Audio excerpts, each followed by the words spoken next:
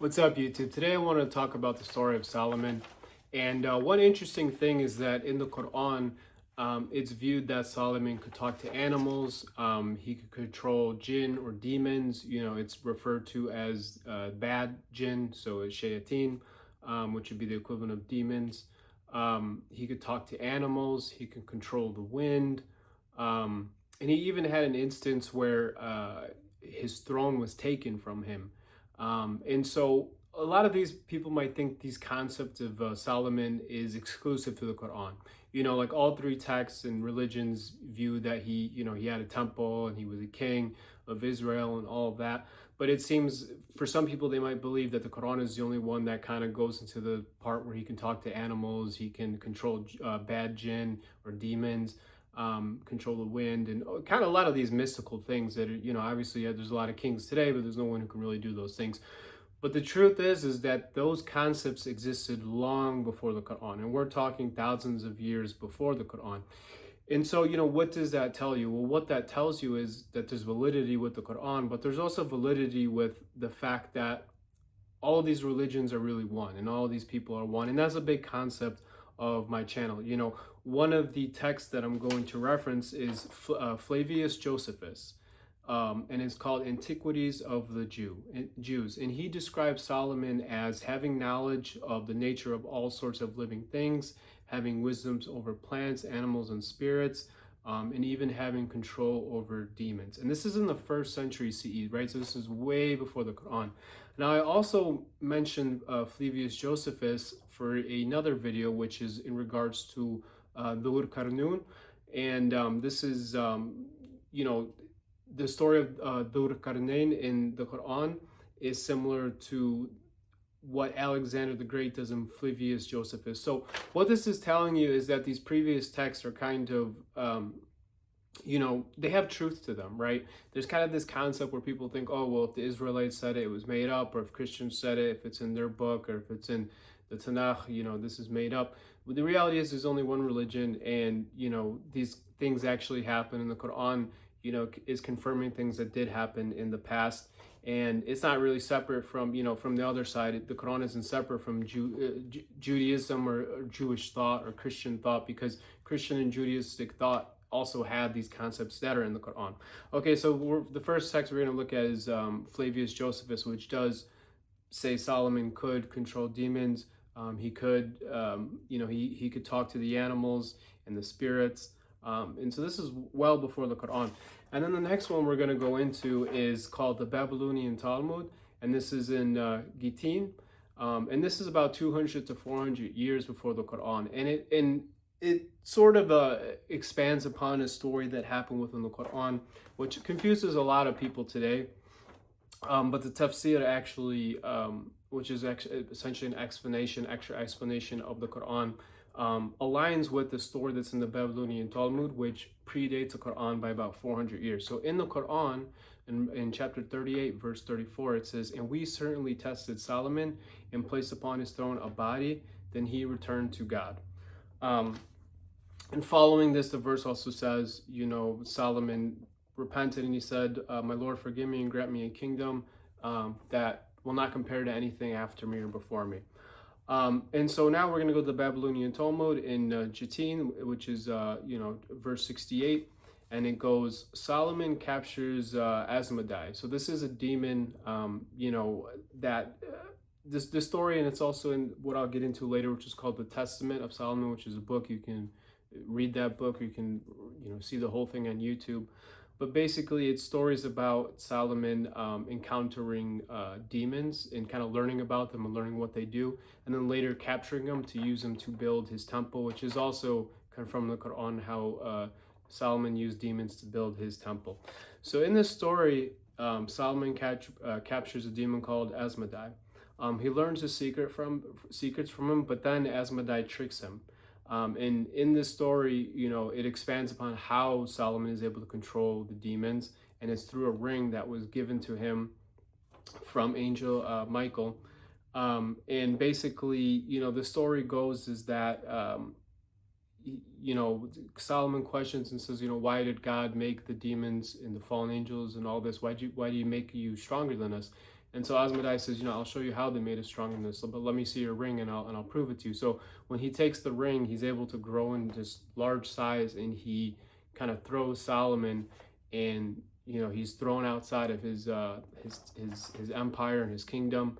And instead what happens is Asmodai makes a fake body and places it on the throne, in this fake, Solomon's throne, but this fake body is an exact clone of Solomon. And the story ends up that Solomon's able to come back and convince his sages and his people, hey, I'm the real Solomon. And they kind of sort of figure it out, because this fake Solomon was asking for basically forbidden things, things that are ungodly. And they kind of realize, Solomon is a good guy, he's a prophet, he would never, do anything that's ungodly. And so, this story says, and we certainly tested Solomon, we placed upon his throne a body, and the Arabic word is jism, which means a body with no soul, right? So, it quite literally, it was this demon who Solomon was using to build his temple. He was capturing him. He was able to trick him, and place his fake body. This is a fake body of Solomon, and and in the Quran, God is saying we tested him. So all prophets got tested. All prophets had bad things happen to them. It's just part of how it works. How life works. And so the next thing we're going to go into is the Testament of Solomon. So there's three texts basically. It's the Babylonian Talmud. It's the Flavius, Josephus, Antiquities of the Jews, and then you have the Testament of Solomon. And the Testament of Solomon sort of goes more into depth regarding how Solomon captured these demons, and who these demons he had working on his temple, which obviously is corroborated in the Quran about how Solomon had jinn build his temple. But one thing we're going to talk about that's in the Testament of Solomon, which again predates the Quran by about 400 years. And there's a verse in the Testament of Solomon where there's an instance of a demon, Solomon's questioning a demon, and he was able to predict the future, to know something that happened before it did. And so Solomon asked him, how did you know that? How did you predict the future? And the demon responds, we ascend into the firmament of heaven, and we hear the decrees that grow forth, and we descend and make them known. So in other words, in the Testament of Solomon, this demon is saying, these demons ask, how do you guys know the future? He says, we go all the way up as high, almost to the heavens. We eavesdrop in, we learn what's supposed to happen, then we come down and we make it known. Now, what's really interesting about this is that is exactly in the Quran. And so if we go into chapter 72, verses 8 through 9, it says, we used to sit in position, this is from the perspective of a jinn, and it says, we used to sit in positions to listen, but now whoever listens finds a burning flame. And then in chapter 37, verse 6 through 10, it says, they cannot listen, God is saying about the jinn, it says, they cannot listen to the highest assembly, except one who snatches something is pursued by a flame. And even exactly in the Testament of Solomon, now again, the Testament of Solomon is older than the Quran, and so explaining something that the Quran is affirming and also sort of expanding upon.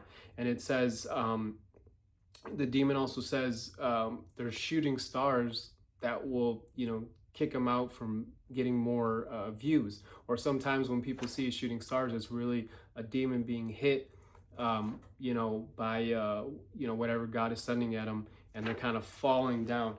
And, we see that, further, explained in the Quran. It talks about how there's, God says we send missiles at them. And so again, this is before the, this is before the Quran kind of elaborates into exactly what's going on. So we're seeing that even before, the Quran, that these stories existed, in Jewish thought and Christian thought. And then we're also seeing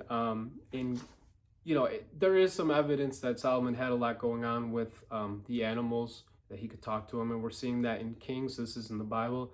It's chapter 4, verse 33. And it says, Solomon spoke of trees, from the cedar in Lebanon to the hyssop that grows out of the wall. He spoke also of beasts, birds, reptile, and fish. So it's something saying, this is kind of saying he has mastery over, animals and beasts and birds and reptiles and fish. It doesn't exactly say he spoke to him, but that's that is what happens.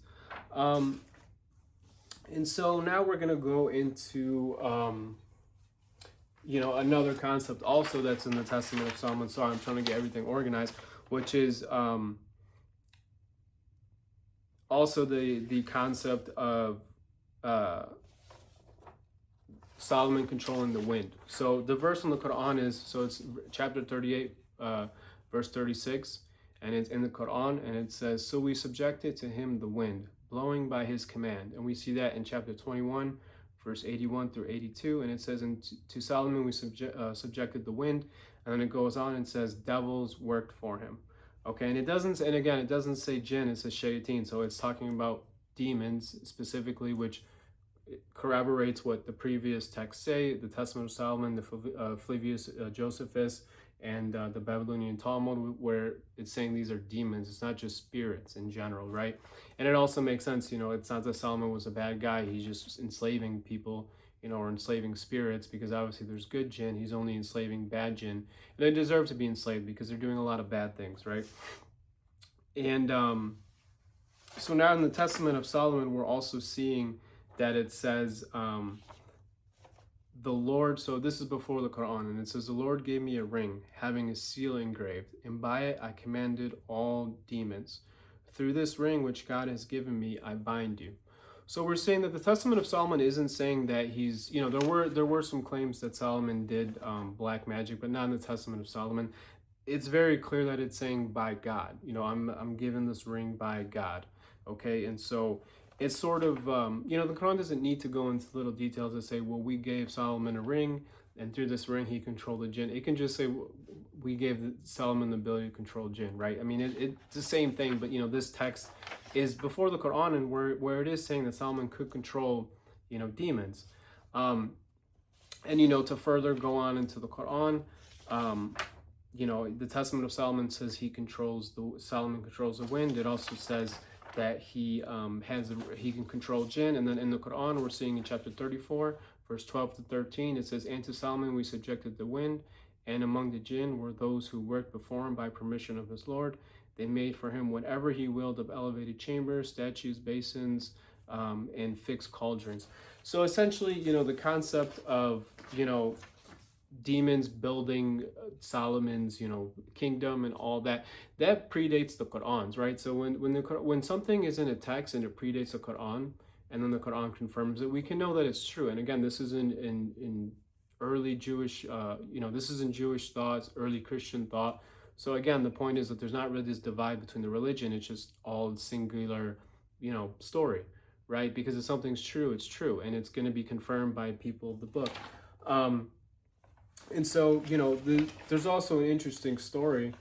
Before I go into that, also to go more into the Bible, where it does sort of talk about the concept that Solomon had wisdom.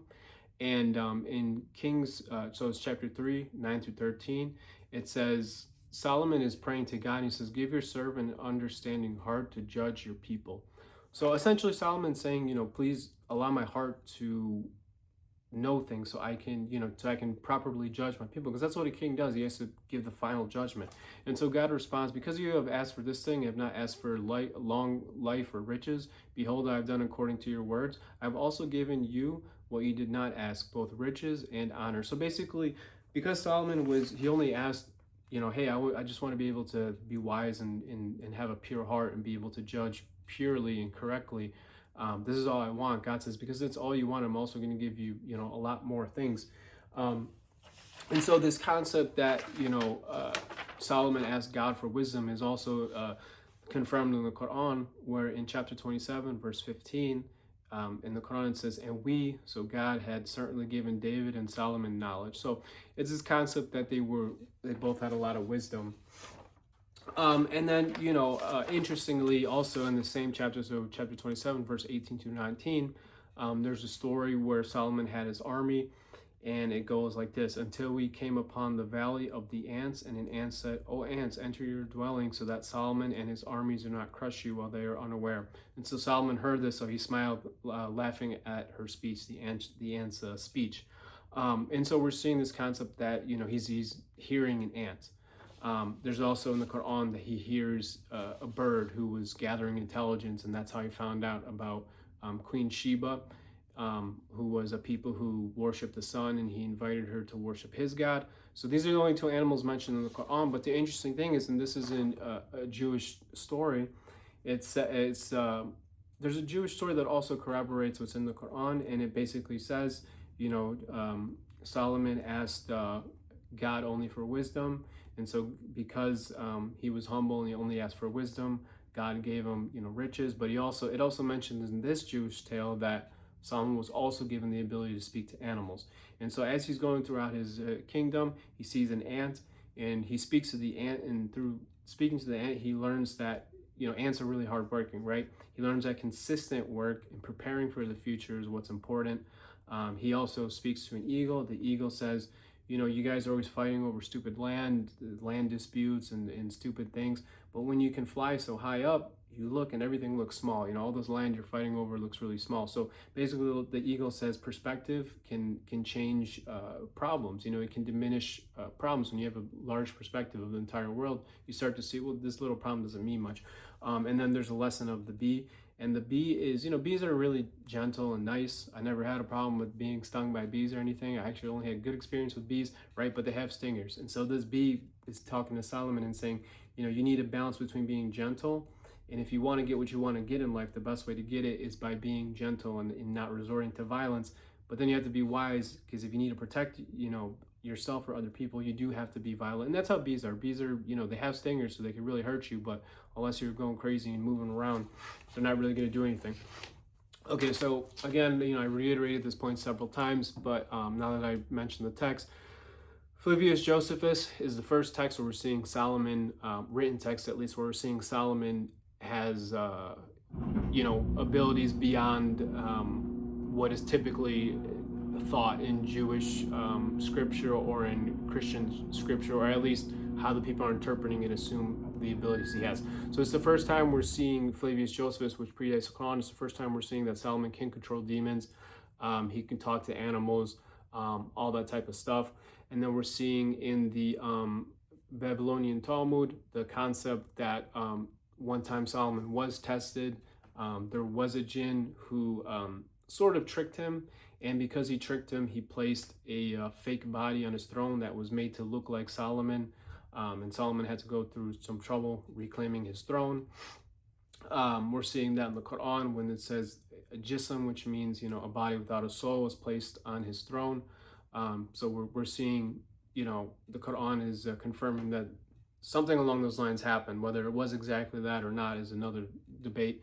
And then we're seeing in the Testament of Solomon, again, a text that predates the Quran, confirming the same things, confirming that he controlled jinn, that he can control the wind, that he had demons / jinn build his empire, that he could talk to animals. We're seeing a lot of these texts predate the Quran, confirm what's in the Quran. And then, finally, I referenced Flavius Josephus in my Dur video, where everything that the Quran says Zur Karnain, which is also the two-horned one, translates to two-horned one. All those things the Quran attributes to Dur Karnain, Flavius Josephus attributes the same things except to Alexander. Now again, Alexander the Great. Now again, it came before the Quran. Also, Flavius Josephus confirms Solomon, how the Quran describes Solomon. So the point is that, a lot of these texts we can learn from them. Also, the point is that there's no divide between religions, right? Someone might say, oh, the Muslims are weird. They make Solomon have all these magical powers and stuff. Well, no, your guys' text had that too, right? Your guys' belief system and your leaders within society, at the time also had those belief systems as well. Also, the point is that those texts have validity. It doesn't mean you need to believe everything from them, but if it's confirming what's in the Quran, then it has to be true. And so there's a lot you can learn from those texts. It's interesting. And again, the story of religion is just one story. It's not multiple different stories. It's just, would Flavius Josephus be holy text? Would the Testament of Solomon be holy text? I did the same thing with the Book of Enoch. At the end of the day, if these texts are talking about things that happen in the Quran and you believe the Quran is real, then that means that they have some validity to them. So we got to get rid of this whole concept where, you know, it became political, obviously, recently, where people say the Israelites. You know, the modern day Israelites are the Palestinians, the Lebanese, the Syrians, the Israelis. It's not just Jews, because remember, Judaism is religion, right? My ancestors were most likely Jewish at a certain point and spoke Hebrew, right? Because that's a language, one's a religion, right? They became Arabic speaking and Muslim, right? Islam is a religion, Arabic is a language. Those things change over time, right? So we don't need to get political and say, oh, well, this came from the Israelites and they killed their prophets and they didn't listen to their prophets. The Arabs also killed their prophets, didn't listen to their prophets either. Prophet Muhammad sallallahu he didn't have a walk in the park when he was spreading his message, and no prophet did. So we need to get rid of this whole concept of like, well, let's reject this because these people are bad. That's just a modern invention.